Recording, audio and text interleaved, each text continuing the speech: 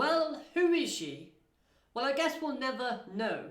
But nevertheless, this was a cool way of having a little more Ziaon backstory as he achieves his goal for Setsuri, but at what cost? Hello everyone and welcome to Dueling with Downton. Today we're talking all things episode 130 of the Yugioh Go Rush anime series. A pretty decent episode overall that gives more development to Ziaon and shows that the studio has a strange desire to repeatedly throw Asaka at a wall. Because this is now the second time in a row within a duel that this has happened. That I can remember. Maybe it's happened before.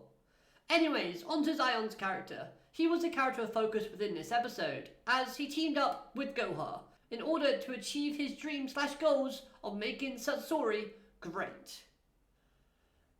As Goha could easily help provide an easy and central line to manufacturing, and also production, while helping with creative ideas. Yet Zion in this situation is basically making a deal with the devil, choosing to join the side of evil for the sake of his business.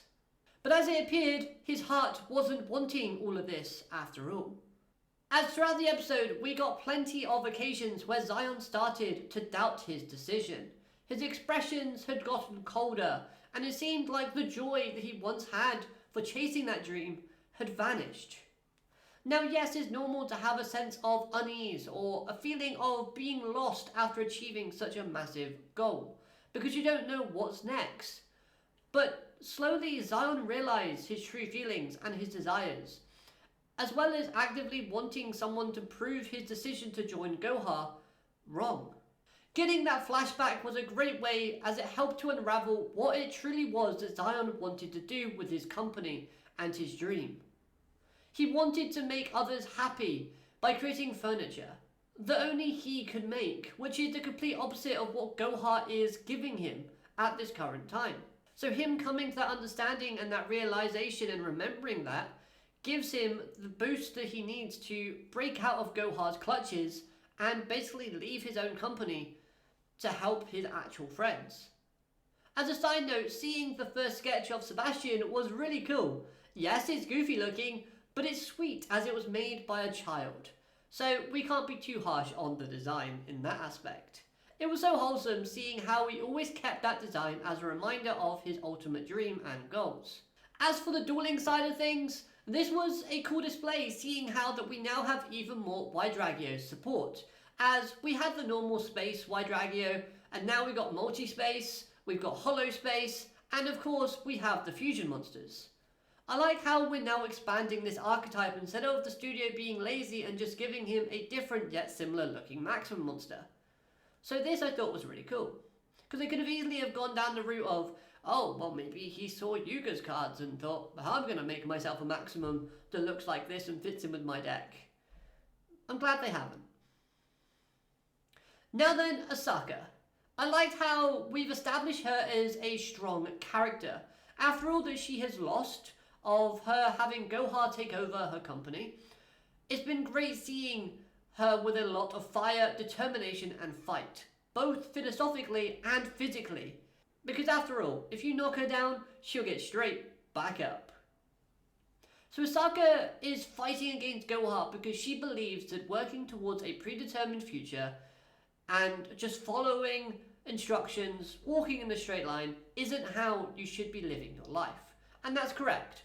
But this theme of making a future that is already set is a reoccurring theme that I don't think is ever going to come to pass. As yes, we have the scene in Sevens where Yuga returned at the very end, but there's a massive anomaly in the name of Yugioh Volgia.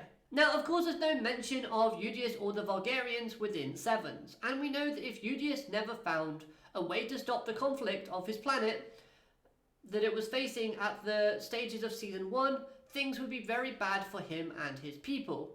Yet, the thing that aided him in stopping said conflict was Rush Duels. And in Sevens, as far as we know, Rush Duels was created by Yuga within the present day in Episode 1. So Sevens takes place in a timeline where Yugioh failed to stop his planet's conflict, So having Yugioh in Go Rush alive and thriving makes a predicted or predetermined future near enough impossible. But then again, Otis is in 7s and we know about Yugioh, so it's complicated. Anyways, Asaka winning and showing us her fighting spirit while giving us the original R model, the father or mother of R6, if you will, was great. And her dueling was fun. Seeing all the equip spells that she's using does kind of remind me of Yuna's playstyle, but they were friends, so it's kind of understandable that they would have similar styles in a way. Not identically, but in a way. And the new monsters that she uses was class. Getting a better version of Fusion Gate in the form of Demolition, Fuse Gate, Scrap Gate was pretty cool as well. And I do hope her back is okay, as that's twice now that she's been sent flying into a brick wall.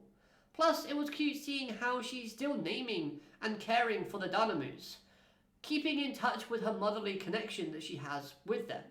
So then I do have to shout out the Nanahoshi ninjas. Seeing how Ranran was always doubting 1010's information just to be proven incorrect was kind of funny, and again, just showed their dynamic. It does also show that you can somewhat trust 1010, and of course, she does have pride within her work, so she's not going to lie to you all the time. She'll feed you some truths, but then she might sneak in a few little bits of misinformation here and there. But first, she'll have to work up that bond before she can create the ultimate betrayal. Now, seeing 1010 was the driver of the vehicle was brilliant, and it did give me a good cheer while watching it. But the question is, how does she know how to drive? Does she have a license? Plus, that ending where the ninjas all smiled as they blew up the ID restriction machine was just amazing, and I loved that cheeky smile that 1010 gave off. I would also like to think that Otis knew about the ninjas being in Goha, but chose not to mention anything because he was just bored. Now, on the topic of Goha, they are upping their game with this ID blocking device, giving them the giving them the advantage when it comes to technology, and creating something that crazy already. And I don't think this is a one and done thing. I believe that Goha has kind of already set up a situation where they can show off their dominant and restrictive, almost tyrannical personality that we knew the company was back in Yu-Gi-Oh! 7s. And speaking of Yu-Gi-Oh! 7s, we see another character show up in 7s that appears within the preview of next episode. We are looking forward to the next one as we see Manabu once again facing off Ziaon. However, we do see Gakugen appearing, which makes sense as we know that Manabu is from the Sugetsu family, but it's still cool to see nevertheless, and I'm looking forward to seeing what development he has within it. Honestly, this is going to do it for me for this review. Again, it was a decent episode, and I like the character development shown for Ziaon and Asaka.